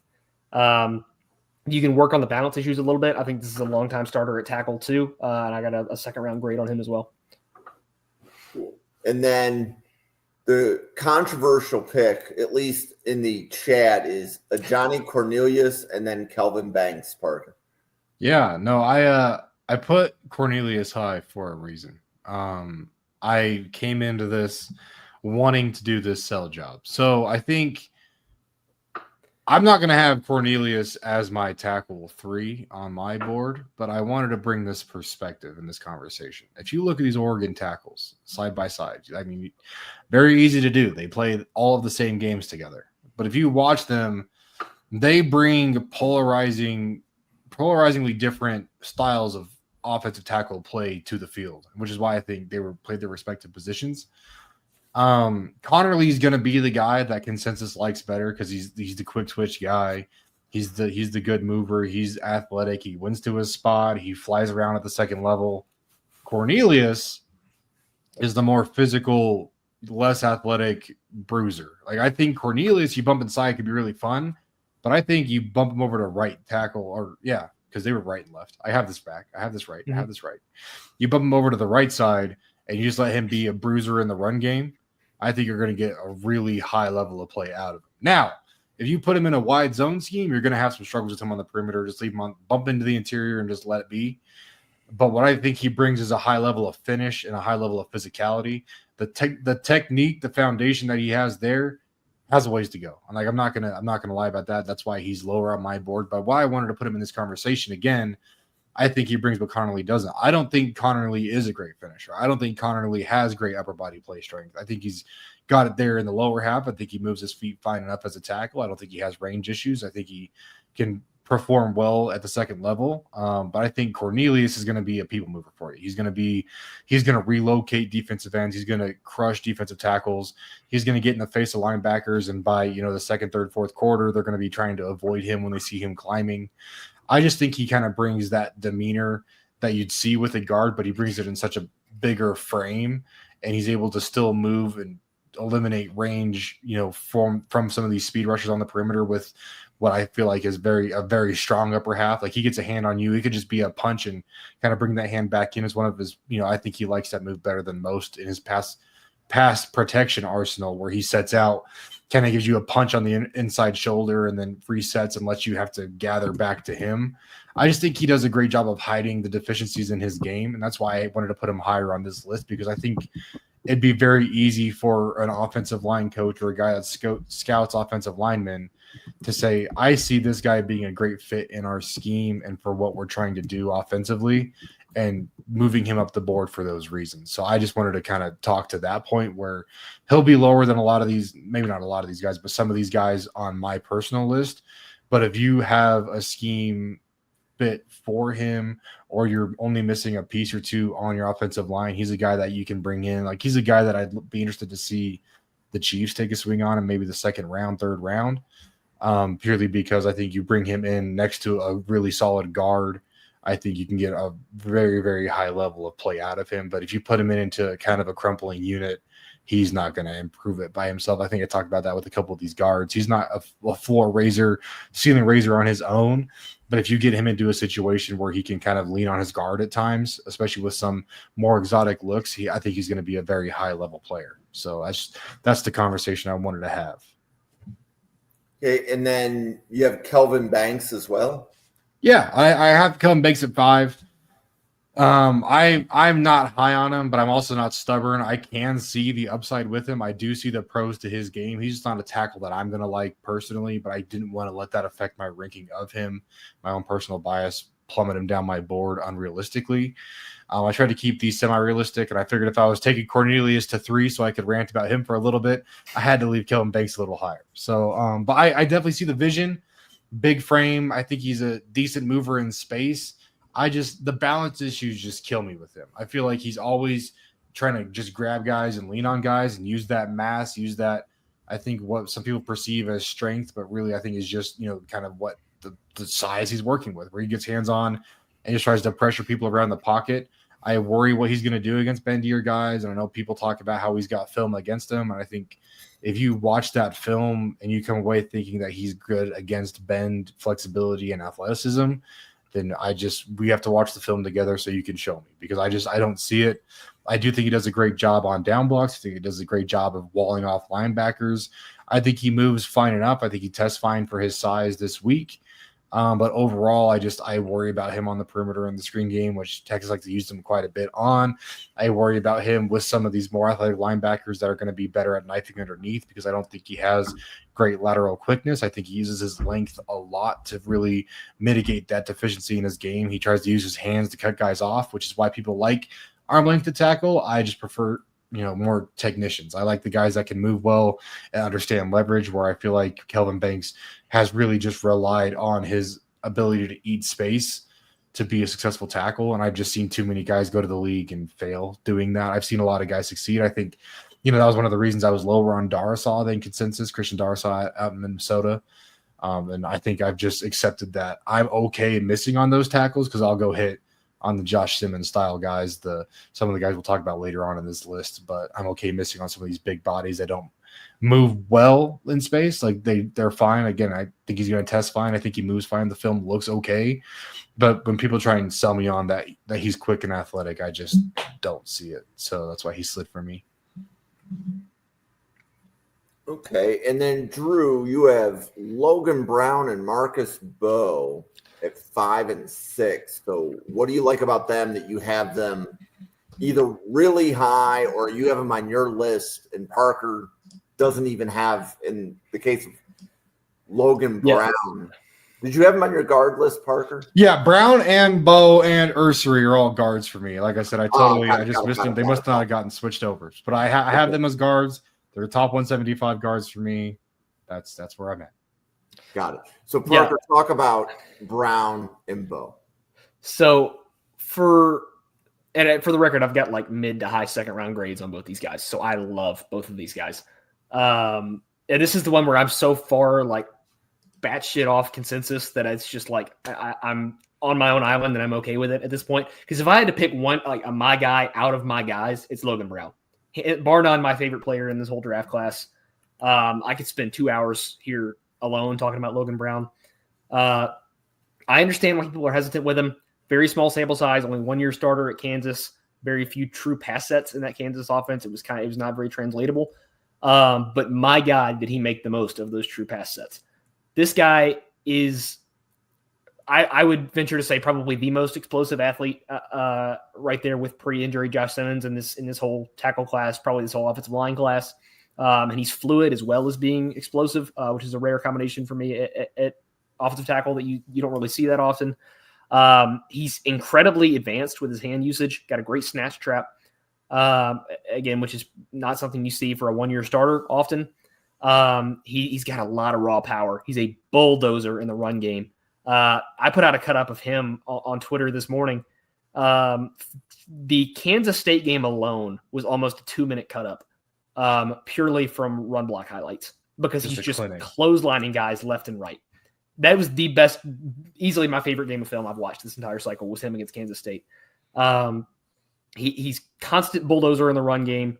The mirror on him is absolutely unreal. You have zero shot in the world at beating him on an inside counter. He's got infinite pocket range because his feet are so quick. He's got the punch isn't like, it's not a world beater punch. It's not a ton of pop, but it's accurate. It's on time. Good enough, especially for how good of an athlete he is. I just think I don't really understand why consensus is so low other than the lack of sample size. I know there was an altercation at Wisconsin that was like some off-field stuff, but I haven't heard super reliable info on that. So he's my favorite player in this whole draft class, bar none. And Marcus Bowe is not too far behind him. I also love Marcus Bowe. He scares me a little bit more just because he's so weak, just flat. I don't want to come across too abrasive, but he's just flat out weak. There's major play strength issues there. The anchor is not good at all. I'm terrified for when he runs into an actual NFL power rusher. But he's damn explosive too. And I have no problem saying he's got the best hands in this whole class, the best hand usage, at least. He's got a probably 10-minute long highlight reel of just snatch traps. He's got an awesome snatch trap. He broke out this really cool fake jump set throughout his whole, which again, I don't know how translatable that's going to be in the NFL. It's probably not going to work. It's translatable. It's a good move. You think it's going to, for a guy at his size, I think if he tries it and an NFL power rusher sees it on film, they're going to blow a hole through his chest. But I think it's a really cool move. It worked like a charm in college because it throws off their timing so well. It's so cool. He pulled out in Mobile too. He used it there in the one-on-ones. It was super cool to see. But in Bo, I keep forgetting the M silent now. I found that out just before we went live. But he's the hands are so great. He's such an explosive and fluid athlete. He plays really, really low. He's already not a tall guy, so he wins the leverage battle just off that, but he gets even lower than he is. The balance issues scare me, and like I said, the lack of play strength is pretty apparent. That scares me a little bit. I don't know if he's going to succeed full-time at tackle, but I think he's a good enough athlete that you let him fail out there before you kick him inside. But yeah, I love both of those guys. I'm way higher than consensus on both of them, and I'll die planting those flags. I have questions. Since I didn't get to talk about them, I'll ask you questions. Shoot. So the reason I bumped them inside, I kind of touched on this with Brown, but my biggest issue with them is you talk about pocket range. We need to have a more in-depth conversation about that off camera because I'm curious to see how you measure it versus me. But my issue with both of them was I felt like they both tried to do too much, and I feel like they struggle, working in a negative set. Like I feel like they're both higher level run blockers. I love what they can do in the run game. That's why I projected them higher as guard. Again, I put guys at guard, thinking that's their better position, not necessarily their only position. I think Logan Brown's a great flex guy. But for me, he's a guard that plays tackle. And for me, Bo's a guard. And it's because of their ability to get into the spot in their pass sets. But not only that, but to work against these speed guys. I feel like Brown at least is going to do fight against power. I think he can meet power with power and kind of stalemate guys in pass protection. Yeah. But I think in Bo, if you get a guy, again, I think Jared Verse is the typical answer. But I love Jared Verse coming out.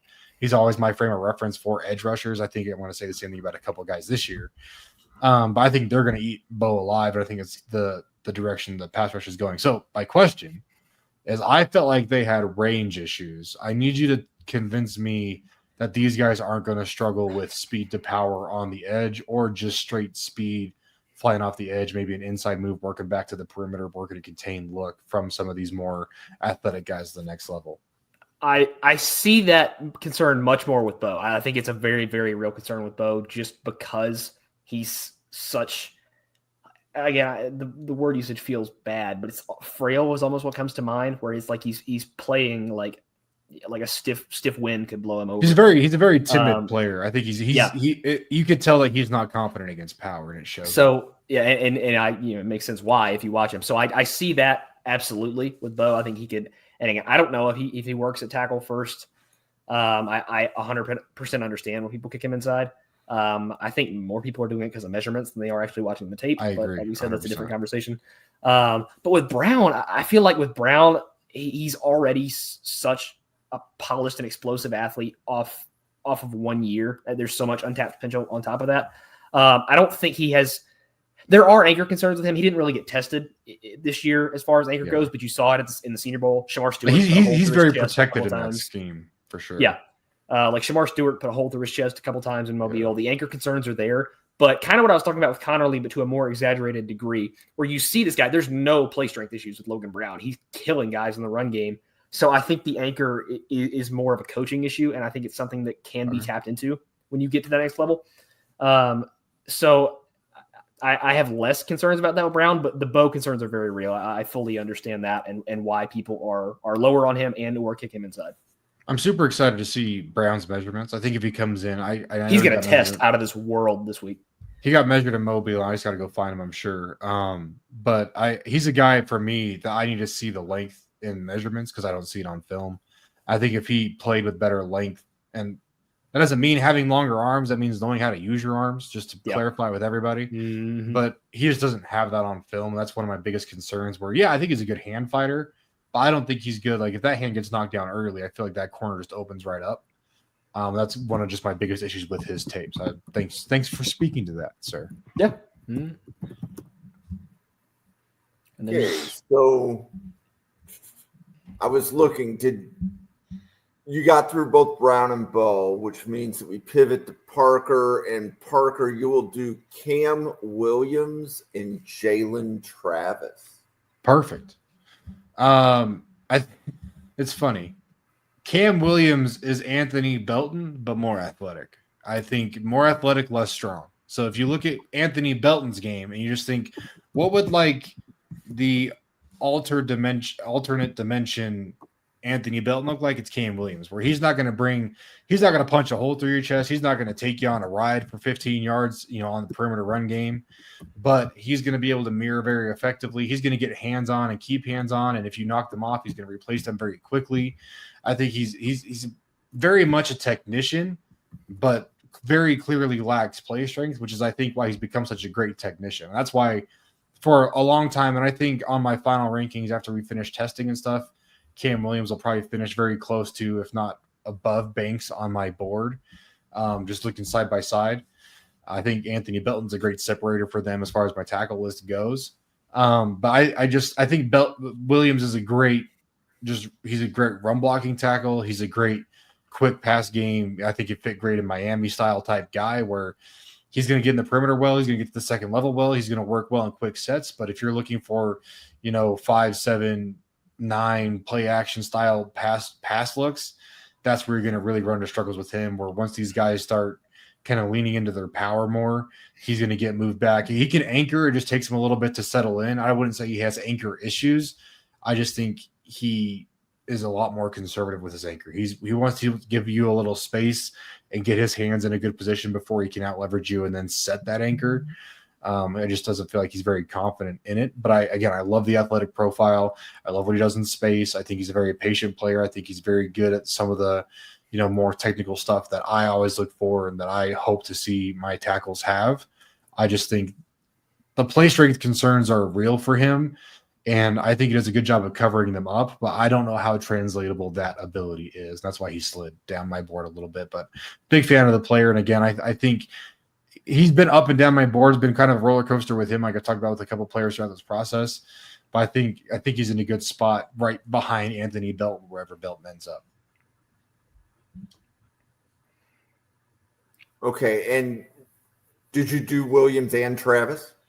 Oh, sorry, I totally missed Yep. Jalen Travis. Well, I can't believe how I did. I'm a huge Jalen Travis fan. I've been waiting because there's guys on this list to my left right now that I keep looking at, and I'm like, man, I'm excited. I'm excited to hear Drew's opinions. Anyway, I can't wait to talk about Holland Pierce. I know. I'm waiting. I'm like excited. I'm excited to hear. I didn't realize we had him at the same spot. Jalen Travis. Massive frame. I've talked about him a lot. I think that's why I kind of glaze over it. But I've talked about him a lot. He's one of my favorite day 3 sleeper type guys. I think he's a great 4th round selection, though I believe he goes much later than that. But great frame, knows how to use it well, plays with good length and has good length, which is a great combination of things. The Holland Hive is real. It is alive. Yes, it's so real. Well. So real. Jalen Travis's biggest drawbacks are he's not a good mover. He's not an athletic guy. I think he's explosive in his set. I think he wins the spot well. I think he understands the limitations in his game, which is always good to see from a guy, from any prospect. I think when he gets hands-on, he shuts down rushes very early. He has a good understanding of leverage, especially in pass protection. He's like a true left tackle for me. Like Jalen Travis is a guy that I would love to see in KC when they're looking to solidify that tackle spot on both sides with just a high floor guy. I think they keep taking these higher ceiling shots, these more projection style shots. I think Jalen Travis is a day 3 guy they could bring in and could provide a lot more at that position for a team like that than a lot of people think, just because I think his floor is so high. However, I think the ceiling is very limited. He doesn't have a great athletic profile. He's not going to test well, in my opinion. The measurables are great, but he's just not a good mover. I think he's very square, very balanced in his sets. And again, I think he's one of the better pass protectors out of this tackle group, but then you see him move in the run game, and I think he does a good enough job. I think he does a fine job locking, like securing defensive ends or helping on combo blocks with the 3 tech, working to that second level. But I worry about him once he gets into the linebackers. I have zero faith in him as far as moving on perimeter screen style stuff. Just again, a very true, solid left tackle for me, a very impressive pass blocker. But outside of that, there's just a lot of stuff in his game that I don't think he's going to get to. And so if you're a pass heavy team and you're looking for a left tackle, I think he's the way to go. You know what you're going to get out of him as a pass protector, I believe. But as far as beyond that, I don't think he brings a lot to the table, which is why he's a 4th rounder for me. Yep. So I have a quick Jalen Travis story. So awesome. So Parker, really early on in the process, you were one of the original people that I reached out to as I was forming Draft Professor. And there were 12 people. You were in a group of 12 that wanted the podcast. So there was a group I gave offensive tackle to, and Travis was on the first episode. And these 2 podcasters are no longer with us. They're like, Jim, you weren't giving us good players. And like Travis was one of the ones. And I'm like, they were giving the scouting report back. And it was pretty much everything that you just said, Parker. And I'm like, yep, he's going to get drafted. That's a 5th round. That's a 5th round guy. Correct. He has all of the measurements. And we might not like some of what we see on film, but an NFL offensive line coach is going to say, we need a tackle. He can play tackle and I can work with him. He's very much an I can work with him type prospect. That's what I like most about him personally. Yeah. So like, that was what I heard, right? Like, I wouldn't know if I'm watching the film what I'm seeing, but I can listen to a scouting report and get a reasonable idea of, is the player draftable? So they left the channel because they said I wasn't giving them good players. But yet I think you being able to say here, like, you really like Jalen Travis, I was like, yeah, that's going to be an offensive tackle somebody's going to like on day 3. And it's going to be earlier on day 3 than late. It's not going to be round 6. Correct. He's probably going to go around 4 or 5 in a relatively weak offensive tackle class. Like, I know I talk about it all the time, and I know it doesn't matter in like the grand scheme of life, but he's a guy that like I'm probably going to try and grab in the 4th round for my shadow team where I need offensive linemen, I need tackles. But he's a guy that I feel very confident about what his floor is. And again, I'm not an NFL offensive line coach. I'm not even an NCAA D1 offensive line coach, P4 guy. But if you were to tell me as an NFL guy, you were going to give me a Jalen Travis out of the draft on day 3, I'd be very excited. Like it's very much, I don't want to like say Trey Smith vibes because they don't have very similar offseason profiles at all. But he's gonna be that day 3 guy who, come year 2, 3, 4 in his contract, we're gonna be like, wow, and so stole him in the 3rd round, because of XYZ. And I just don't understand how you can hate the floor. I can understand where if you're like looking long term and you're like, oh, we need a guy that's going to project to be a franchise left tackle. I don't know if he's that guy, but if you're looking for a guy, you just need to fill the spot again. You have 2, 3, 4 pieces set on your line and you feel good about them for the long term ish. You bring a Jalen Travis in and he's going to really solidify that room for you, at least provide a floor, a rising tide, raises all ships. Rising tide raises all ships. I think he's that guy. Yep. So, and I was doing that just to delay Drew because I know he is chomping at the bit.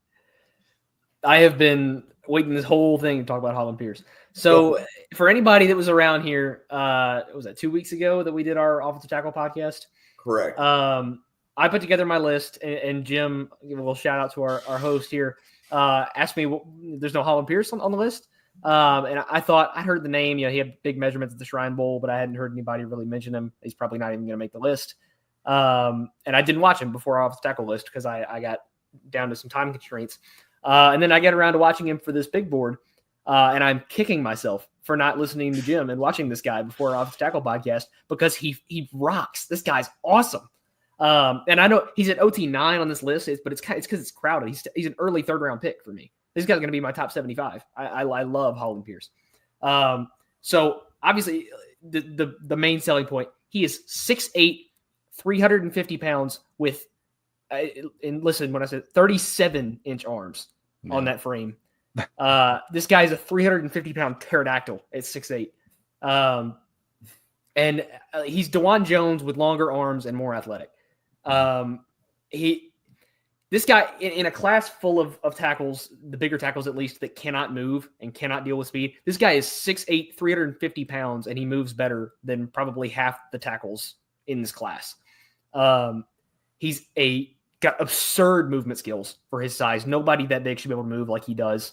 I'm fully with Ryan with his Holland Pierce hype. I love to see how early Ryan was on him. I'm fully with you there. He moves so well. He's a really advanced hand fighter for a guy that's as big as he is as well. I think he's not like, he shouldn't get the raw label at least. I think he's a developed guy. I wish he was, and again, same problem with Deion Walker. I sound like a jackass telling a guy who's 6'8" to get his pad level down, or a guy that's 6'7" to get his pad level down. But it's a little bit worse. You got to sink your hips a little bit coming out of the stance. I think if he could work with that, the leverage issues wouldn't be quite as bad. They're obviously always going to be there. But Pierce, such an incredible athlete. He's going to be like a 9.96 RAS or whatever by the time this is all said and done this week at the combine. My other gripe with him is he puts his head down at contact and lunges into his punches. You're 350 pounds. You don't need extra power. I don't know. Why are we putting our head down at 350 damn pounds? So that really irks me. But this guy obviously has an awesome anchor at 350 pounds. Like I said, moves so well. This guy somehow consistently reaches the outside shoulder on reach blocks, even though he has the same measurements as an F350. How are you getting the outside shoulder at 350 pounds? It shouldn't work, but it does. I don't understand why this guy is like 6th round on consensus right now, or like he's in the 7th on PFF's big board. And like this guy is outrageous.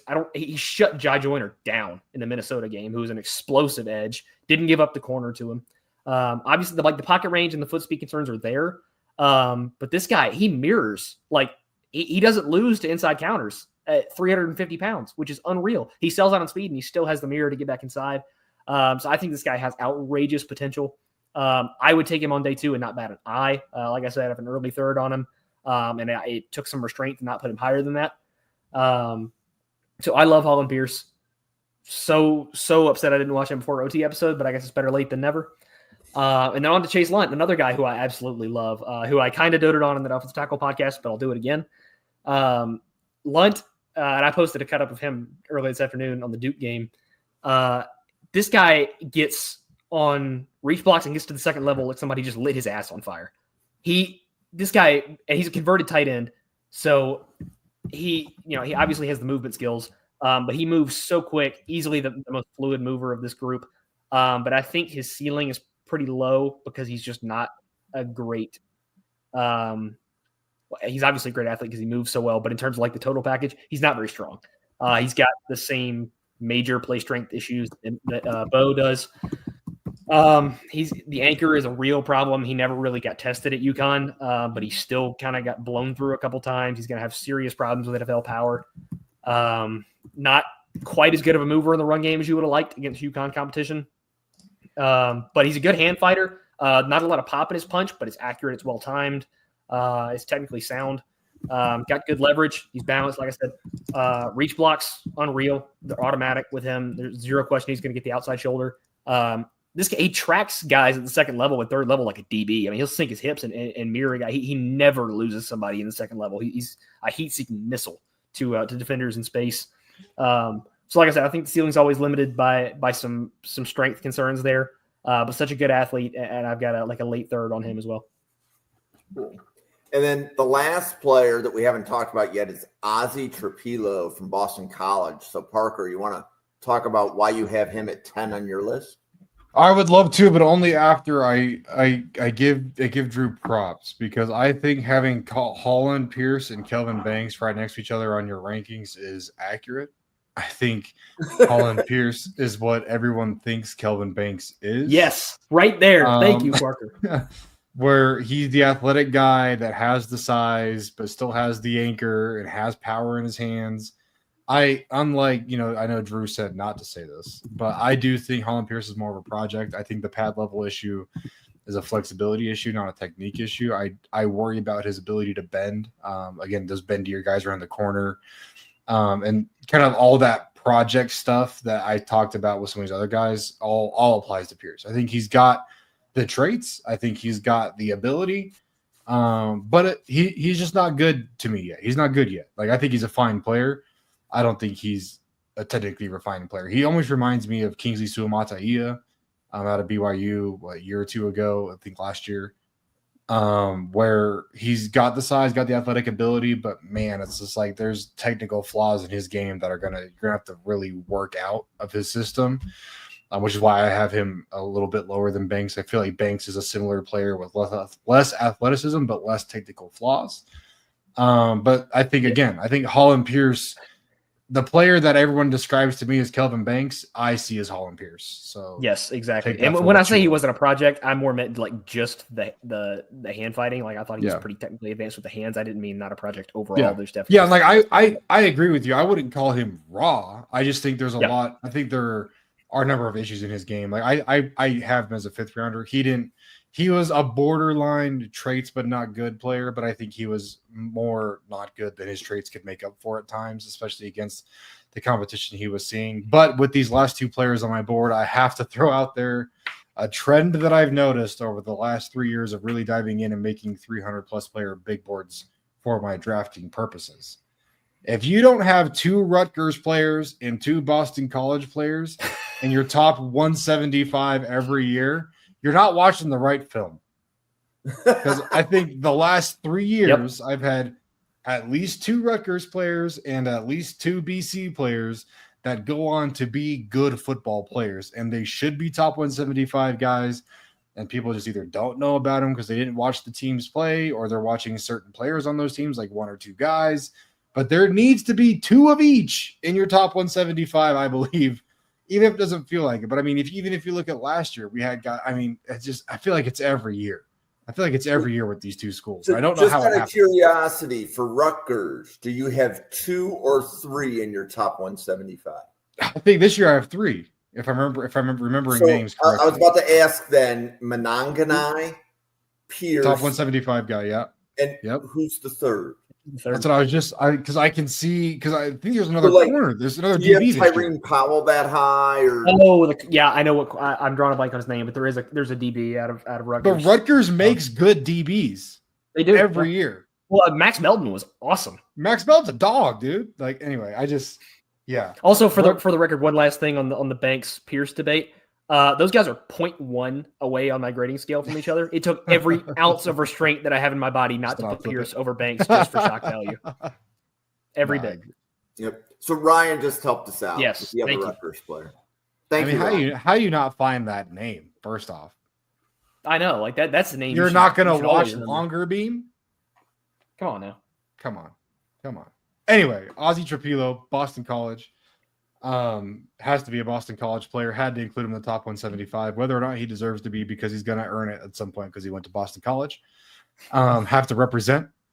But no, I like his game. I feel like Ozzy Trapilo is trying to be Jalen Travis, where he is a more true pass protector. He's that true left tackle. I feel like he's plays with good length, has a solid anchor. All the things I said about Jalen Travis. However, I feel like he's not as strong. I feel like he has worse struggles as a run blocker. I feel like he just struggles as a run blocker, period. I feel like he's really sold everything. I feel like Ozzy Trapilo is the definition of what frustrates me with offensive line development nowadays, where it's, hey, how good of a pass protector can we make you before we hand you off to the next guy? We don't even care about run blocking. You'll figure that out as you go. You can really tell that in his game. I feel like he has technical issues in run blocking that you just don't see with other guys. Like, it really truly feels that he spends his off seasons perfecting what he can be as a pass protector, but he just doesn't have some of the more natural traits or some of the development, physically that a Jalen Travis has. But I think Trapilo can kind of work up to that level. But I, again, would just call him Jalen Travis light, where I really like his floor as a pass protector, worry about him as a run blocker. But I have him. I think I think he's the lowest rated guy of my top. He might be 175 for me. I'm trying to think of where he landed. But he's like right there at the back end of the fifth. I can see people calling him a UDFA, a PFA. But I like what he can bring.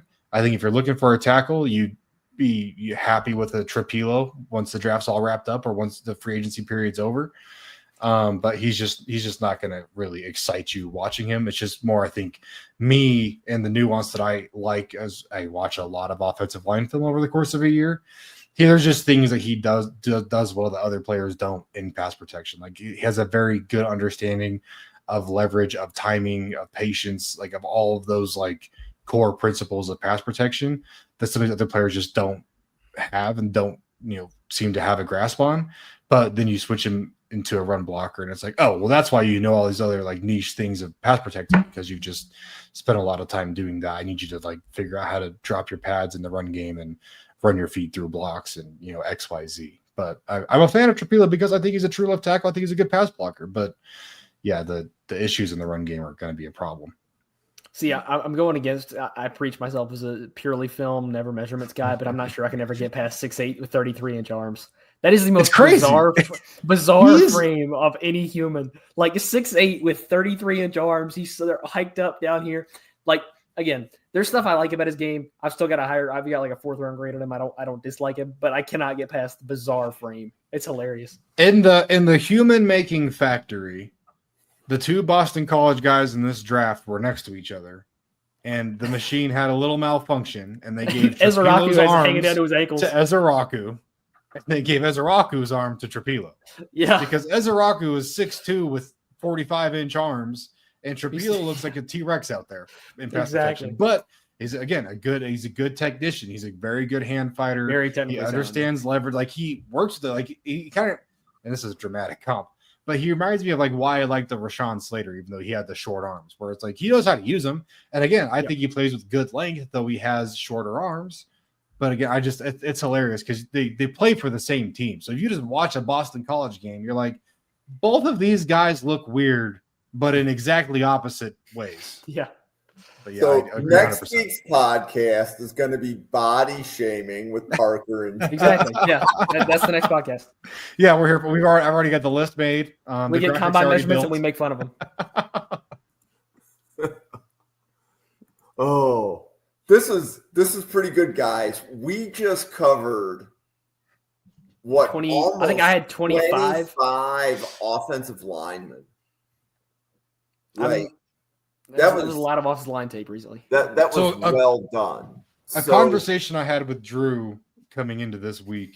I was kind of asking him like, how many how many offensive linemen do you have in your top 75? Because I researched a couple boards just to see how dramatically off I was, or if there were just names I needed to watch that I just hadn't found that people had in their top 175.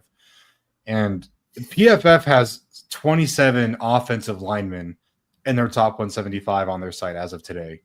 I know that changes over time, but as of recording of this, they have 27. And so I was short of that number, but I wasn't too far off, which made me feel good about myself. I think where you slot these guys positionally can change and has variability, but overall, I think I was around the 23 to 25 range, and I feel like that's a good spot. And I just think that's crazy to think of when you think of just this class and the need at the position. Having sub 30 top 175 offensive linemen, I think just shows what this class is. But I just think there's so much great day 3 value in this class, great PFA value. Yes. There's going to be guys that slide to day 3 in this class, slide out of the draft, that are going to end up being contributors over their career as far as offensive linemen go. But it's just a funny class. I just wanted to kind of mention that. Yeah, so Parker, on that, one of the players I've noticed that we don't talk about a lot at the Draft Professor, but I see them on other simulators. Brandon Crenshaw Dixon. Yep. Have you watched him? He is on my list for this weekend. I knew he wasn't going to be in my top 175 because I had watched him. Like I was talking to Drew about, there's some games that I'll just watch through and just see what players I notice. And he's a guy, when just kind of watching through some games, get a vibe on certain teams, certain players that he popped. But he's going to be a guy that if he tests well this week, he's going to explode up boards. I think PFF already has him pretty high. I think there are a lot of technical deficiencies in his game. I don't think he's a well-developed player at all.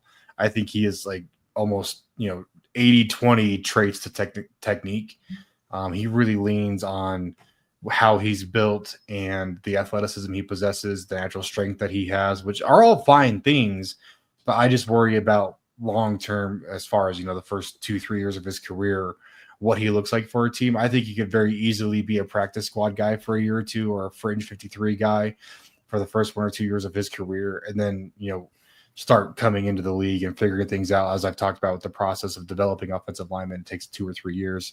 I think once he gets through that kind of the 3-year grace period that I try and give offensive linemen, he could be a solid player. But I think coming out, I just don't love the prospect. Yeah, okay. I think Parker, the Crenshaw Dixon thing. And while we're cramming in last minute thoughts here, I feel like I should touch on Charles Grant, because he was supposed to be on my guard list, and I don't think I got him switched over in time. He was right above Kandra. And with him being, he was in the top 50 in Daniel Jeremiah's last thing, right? That was the big thing. He cracked the top 50 barely. Mm-hmm. I do not understand. That might be my biggest disconnect. And I think Parker's with me here from what we've talked about behind the scenes. I just flat out don't get it. I hated almost every minute of Charles Grant film that I watched. For a guy that is such an explosive mover in a massive frame, he's clearly a great athlete. He's going to test out of this world this week. It's exactly what me and Parker were talking about earlier. How you can be a great athlete, but your pocket range can still be god awful. These are D2, Northern Carolina A&T edge rushers that are killing him on the corner. Because this is a guy that could probably run in the 4.8s, 4.9s. And he's still getting beat around the end by D3 edge rushers, D2 edge rushers.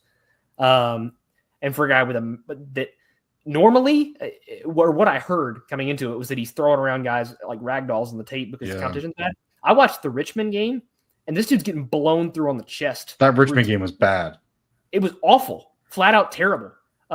Some Richmond Spider defensive ends over there are putting holes in Charles Grant's chest. It's because he's a hugger. He's got late hands. He's got letting guys into his frame. And if you're letting Richmond defensive ends put holes through your chest because you're letting them into your frame, what's going to happen when you run into Jared Verse? I correct me if I'm wrong, but I'm pretty sure the quote was a wide receiver in a guard's body from Parker.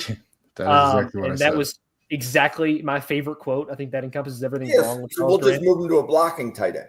Exactly. Yeah. Put Charles Grant tight end better than anything else he's going to do. Him and Willie Lampkin. He's the next. Yes, he's the next. Mercedes Lewis. I guess you can make him Mercedes Lewis. Mercedes Lewis. But yeah, I don't get the top 50 hype. I can't get there. I think you take a late day 3 flyer on the athleticism. but I can't get any earlier than that. That Richmond game was awful. I think that's a great transition to like what I wanted my closing thoughts on this episode to be. I think a lot of people have talked about how a lot of analysts are trying to force QBs into the conversation. They're trying to force this guy to just kind of have some excitement. People are saying like, oh, people are trying to convince you that Jackson Dart's a good quarterback. They're trying to convince you that Tyler Shuck's a good quarterback. Like these guys aren't, but they're just trying to get some excitement because you need good quarterbacks to have exciting, draft conversation, which I agree to a point. I think people care about certain positions. But I think what's been under discussed in this class is like people are doing the same thing with offensive linemen. That's why you see so many guys being projected at weird positions, so many guys just being grabbed, like the Charles Grants. It's like, oh, well, there's this small school guy who's really athletic. So, we're going to talk about XYZ with him. And, like I think that's the biggest thing with Charles Grant is like that was pretty early on when he caught on in the process. What people see with him is they see, oh, he's a pretty good mover. He's athletic. Like that's going to translate. But like we talked about, athleticism doesn't equal good blocker. And like I think people see the RAS scores, RAS scores, and like, oh well, you want to draft high, highly athletic offensive linemen, but they need to apply that. And like I talk about a couple players all the time that they have great, testing numbers, but then you turn on the film, it doesn't show up. And I think Charles Grant's a guy where you see him move around, but I think you're going to be very surprised what he does testing wise. And then again, applying that ability to the field doesn't happen. Like he gets peeled open all the time. He plays very tall. He has inconsistent hands. Like when people are like talking about how good of a player a guy like Grant is, it's just like, well, yeah, I mean, look at who he's playing against. Like this doesn't translate to a level up from where he's at right now. That's not going to translate to the NFL. Like I don't understand. And it's like, we talked about how we're confused on the Campbell hype and the Banks hype. And like, I feel like there's always guys every year that just get the hype and keep the hype. And that's just how it goes, which is fine. That's why we're here. So we can tell you what prospects really look like and disagree with the guys that go on before us because we're smarter anyway. Exactly. Right, Drew? Yeah, exactly. So he gets it. But no, I've never understood. I watched the Charles Grant film early on because I'm a big advocate for these FCS small school guys when they deserve, the hype that they should get it because it's hard to. I wanted it to work. I wanted the story. But you turn on the film, and I found myself watching the left guard more than Grant. I thought the left guard was really damn good. So pivoting back, like this is one of the reasons that I created the Draft Professor, right? So like Armand Membou, I remember when Jacob and Brian covered him for the first time in October, and they weren't ready to like pound the table for round one. But I was listening to the scouting report, and I'm like, how come nobody's talking about him in like the top 40? Like everything they described to me was an offensive tackle that was going to go high. But they had him, like they had a day 2 grade on him. But they were saying, right now it feels like it's a late day 2. And this is like November. And I'm like, if you ignore the preseason hype, nobody would be surprised where Banks is ranked right now. Right? Like somebody made a decision or a group of people make a decision when they make a big board in June.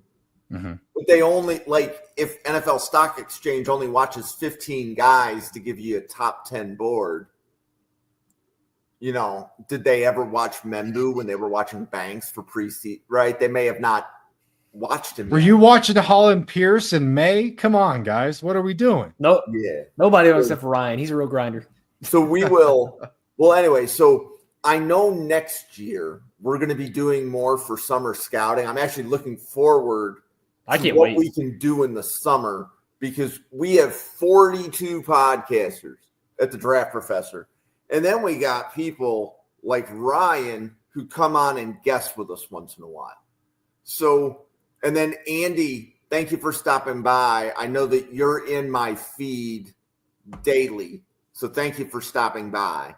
But we've had a pretty good show, but if we close the show out before we hit the 2-hour mark, we can replay it. Deal. So the 2-hour mark, that's a good benchmark. So there we go. For the 42 podcasters at the Draft Professor, for Drew, for Parker, for everybody that guests For all of the people that consume the content, you are appreciated. Thank you. And remember, every day can be your draft day if you have the right attitude. We'll see you on a podcast again tomorrow, everybody. Draft Logan Brown and Holland Pierce.